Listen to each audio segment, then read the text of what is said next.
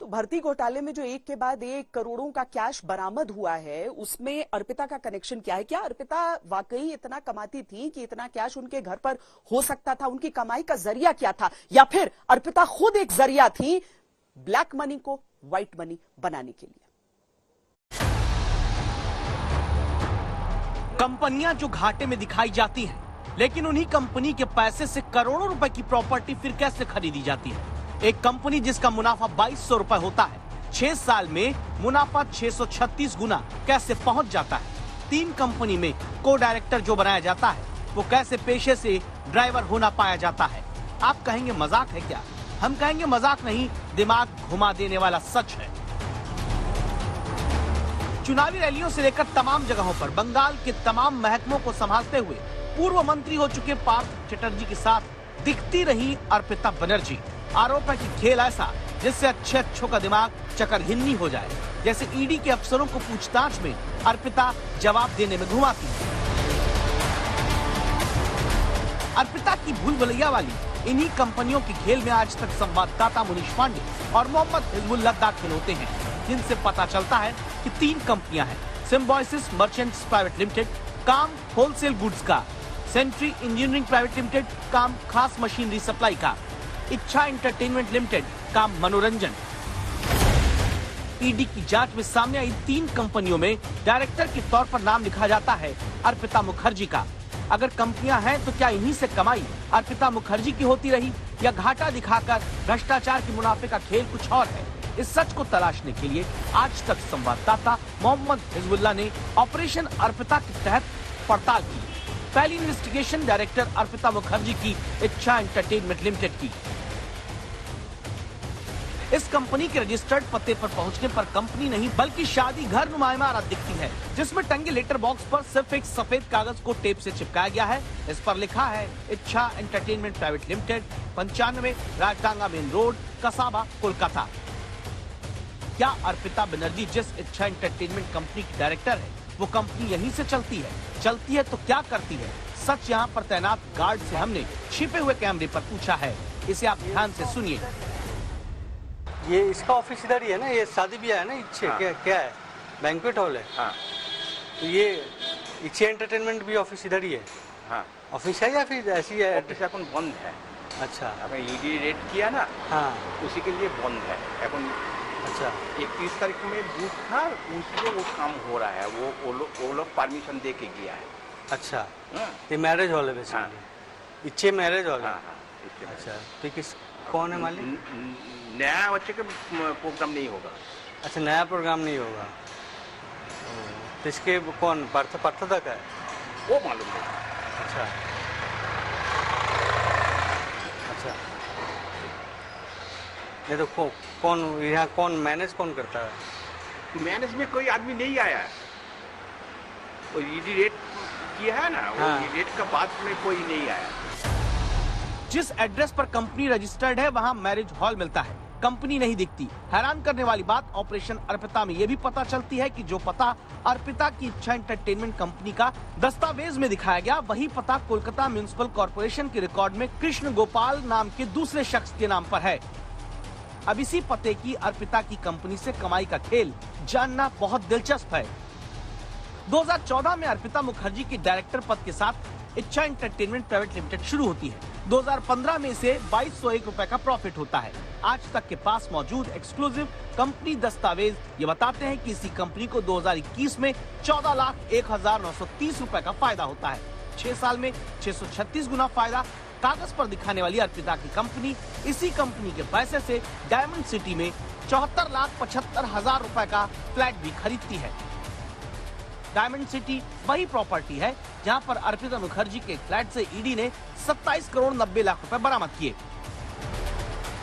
ये लाखों करोड़ों का खेल उस कंपनी के आधार पर हो रहा जहां सिर्फ एक बारात घर दिखता है। और जानते हैं यहाँ कौन कौन आता था? लेकिन यहाँ कोई ना कोई साहब तो आते होंगे ना? हाँ, वो पार्थो साहब में 2 बार में देखा है। अच्छा। अर्पिता में देखा है। अच्छा, पार्थो साहब को भी देखा, अर्पिता को देखा। अच्छा।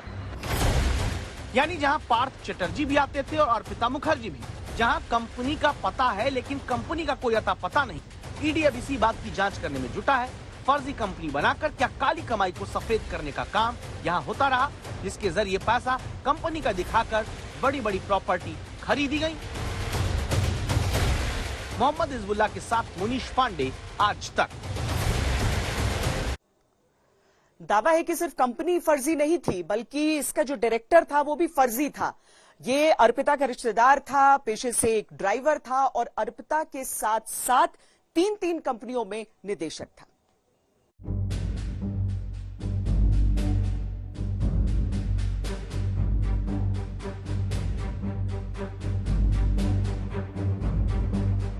नोट के इस पूरे खेल में आपको अब तक दो चेहरे दिखते आए, एक पार्थ चटर्जी, दूसरा अर्पिता मुखर्जी।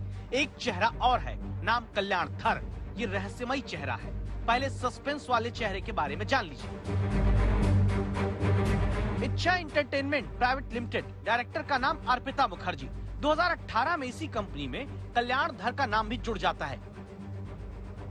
आप चौंक जाएंगे यह जानकर कि अर्पिता ने जिस कल्याण धर को अपनी कंपनी में को डायरेक्टर साथ में बनाया वो कौन है। कल्याण धर नाम का शख्स सिर्फ एक नहीं, बल्कि एक एक करके अर्पिता की 3 कंपनियों में साथ में डायरेक्टर बनाया जाता है। जानना जरूरी हुआ कि अर्पिता ने जिसे कंपनी में अपने साथ निदेशक बनाया वो कल्याण धर कौन है। क्या कंपनियों से कैश की कहानी में जुड़ा कल्याण धर कोई बिजनेसमैन है? करोड़ों के व्यापार से जुड़ा कल्याण धर क्या वाकई बहुत बड़ा आदमी है? आज तक संवाददाता मुनीश पांडे ने इसलिए दस्तावेज खंगालने शुरू किए। संवाददाता मोहम्मद हिजबुल्लाह ने बंगाल में कल्याण धर की जमीन पर खोज शुरू की। उत्तर 24 परगना के बिलगोरिया में आज तक की टीम पहुंची। दावा हुआ यहाँ पर ही अर्पिता की कंपनियों में 7 डायरेक्टर बनाया गया कल्याण धर रहता है।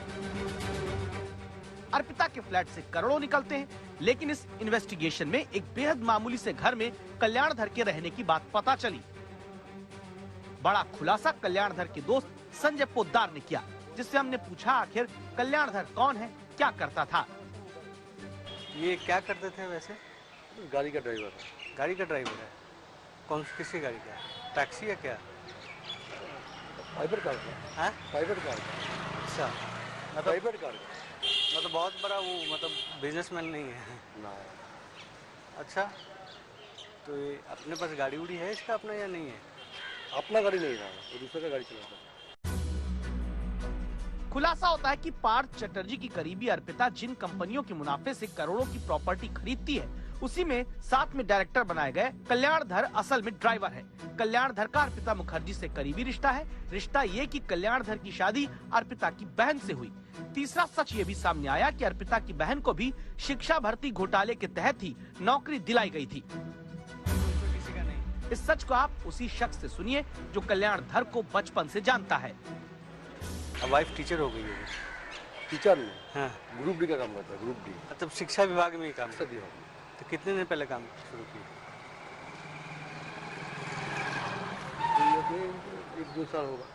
अच्छा, 1-2 साल। अभी जस्ट ये अर्पिता रिसेंट मिला। हाँ, रिसेंट मिला। हाँ, ये आदमी कैसा था वैसे दादा? हाँ? ये आदमी कैसा है वैसे कल्याण धर? ये पढ़े लिखे हैं या नहीं है? के कल्याण धर नॉन मैट्रिक है। Non matric. अच्छा, मैट्रिक भी पास नहीं है। आप कब से जानते हैं? कब से जानते हैं? हाँ? जन्म से जानता है। हम तो जगह पढ़ा का आदमी है। क्लास 8-9 तक पढ़ा होगा। अच्छा, और ये अर्पिता इसकी तो रिलेटिव है ना? हाँ, उसको खाली है। हाँ, उसको वाइफ का दीदी है। वाइफ का दीदी है। उत्तर 24 परगना में कल्याण धर के बचपन के दोस्त का कबूलनामा बताता है कि पार्थ चटर्जी की करीबी अर्पिता मुखर्जी पर फर्जी कंपनियां बनाने का आरोप है। दावा है कि जिन फर्जी कंपनियों के जरिए भर्ती घोटाले के काले पैसे को सफेद करने की कोशिश होती रही। आरोप है कि उन फर्जी कंपनियों में अर्पिता अपनी बहन के पति को ही साथ में डायरेक्टर बनाती है। 3 कंपनियों में उस व्यक्ति को साथ में डायरेक्टर बनाया जो खुद गरीबी में रहता है, पहले ड्राइवर का काम करता रहा।